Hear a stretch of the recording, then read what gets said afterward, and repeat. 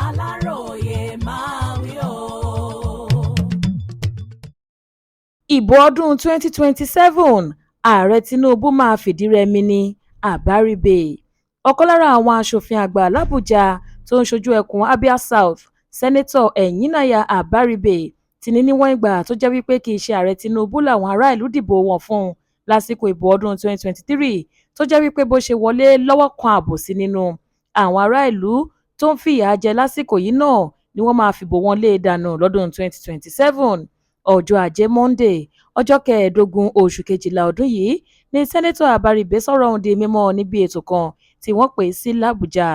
Ó ní kinní náà dá òun lójú ju àdá lọ wípé ààrẹ Tinubu máa pàdánù ipò rẹ̀ gẹ́gẹ́ bí olórí orílẹ̀-èdè yìí lásìkò ìbò ọdún 2027 nítorí tó ti kùnà láti ṣe àwọn ohun tó máa mú ìgbé ayé ìdẹ̀rùn bá àwọn ará ìlú tó ń ṣe àkóso lé lórí. Ó ní kì í kúkú ṣe wípé òun ló wọlé lọ́nà ẹ̀tọ́ tẹ́lẹ̀ náà, wíwọlé rẹ̀ lọ́wọ́ kan àbòsí nínú. Gbogbo ayé ló mọ̀ wípé àwọn kan ni wọ́n bá a ṣe màgòmágó kó tó di wípé ó wọlé. Síbẹ̀ wọ́n padà gbé e lọ sílé ẹjọ́ ni. Àwọn adájọ́ náà ni wọ́n tún ràn án lọ́wọ́, ṣùgbọ́n kò dájú wípé ó máa wọlé lásìkò ìbò ọdún 2027 tó ń bọ̀ lọ́nà yìí o. Gbogbo nǹkan ló ti fojú hàn gbangba wípé kò kújú òṣùwọ̀n tó láti darí ìṣàkóso ìjọba orílẹ̀-èdè yìí. Fún àpẹẹrẹ, ẹ wo bí ètò ààbò ṣe rí lásìkò yìí, nǹkan kò ṣẹnure láàrin ìlú rárá. Ṣé lọ́rọ̀ ajé dẹnu kọlẹ̀ pátápátá, nǹkan dàrú pátápátá fún wa, kò mọ nǹkan tó kù láti ṣe.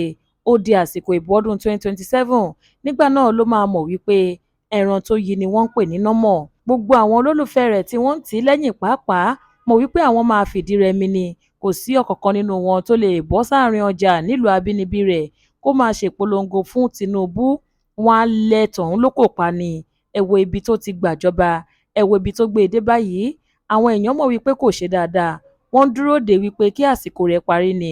Wọ́n ń dúró dè pé kí àsìkò ìbò dé ni. Nígbà náà ni wọ́n máa gbo ewúro sí i lójú gidi. Yóò mọ̀ wípé òun ti ṣe àwọn ará ìlú gidi ni. Sẹ́nẹ́tọ̀ Àbárìbè tún fajúro gidi sí bí ìṣàkóso ìjọba ààrẹ Tinubu ṣe fọwọ́ yẹpẹrẹ mú ọ̀rọ̀ ètò ààbò orílẹ̀-èdè yìí débi wípé ojoojúmọ́ làwọn agbébọn jí àwọn akẹ́kọ̀ọ́ iléèwé gbé káàkiri lókè ọ̀yà. Ó ní kò sí àní-àní kankan níbẹ̀.